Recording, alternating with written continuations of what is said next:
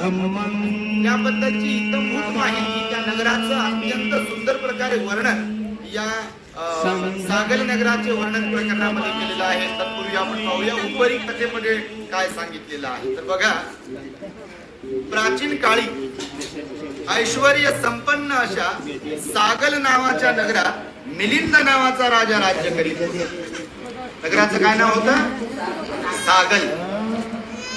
याच नगरात राजा मिलिंद याने स्थवीर नागसेन यांच्याकडे जाऊन भेट घेतली.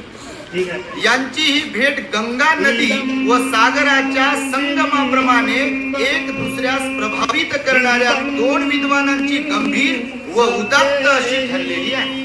काय उपमा दिली आहे? गंगा नदी जी भारतामध्ये सुप्रसिद्ध आहे आणि मोठी नदी आहे, तिचं पात्र मोठं आहे अध्यात्मामध्ये आणि भौगोलिक दृष्ट्या सुद्धा तिला फार महत्व आहे गंगा नदीला. तर इथे उपमा दिली आहे, म्हणजे राजा मिलिंद आणि भंते नागसेनाच्या भेटीची उपमा देत असताना म्हटलेलं आहे की ज्याप्रमाणे गंगा नदी आणि सागराचा समुद्राचा संगम व्हावा, अगदी त्याचप्रमाणे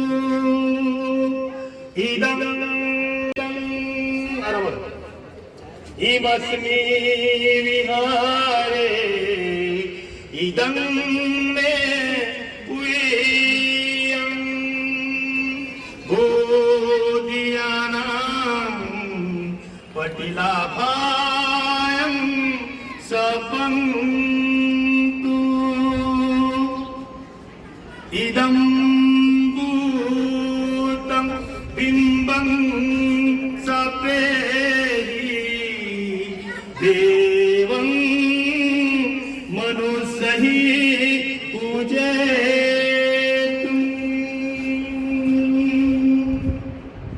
ये पठितापेनि इदं गुह्यं बोधियानं पटिलाभाय सपन्तु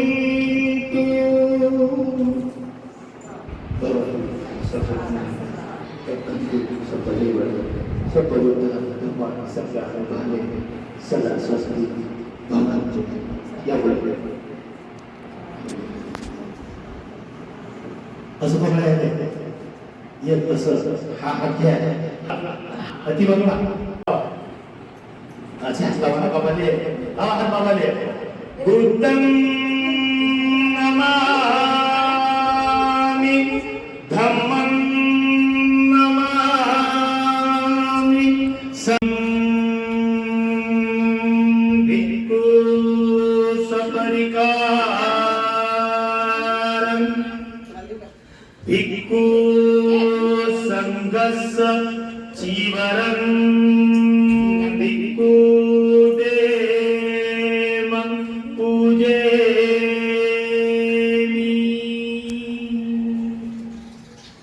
म्हणा माझ्या बरोबर.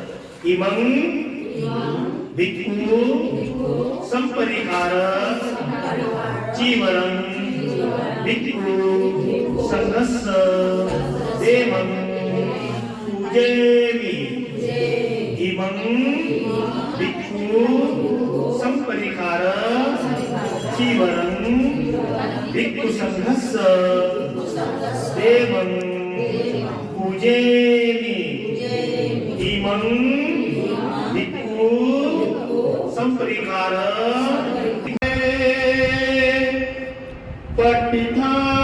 पठितापेनि इदं गुह्यं बोधियानं पटिलाभाय सपन्तु.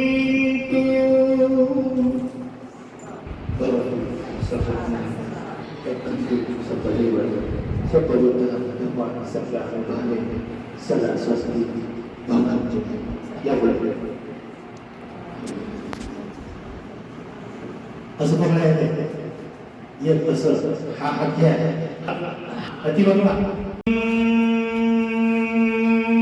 भिक्खु सपरिकारं भिक्खु संघस्य चीवरं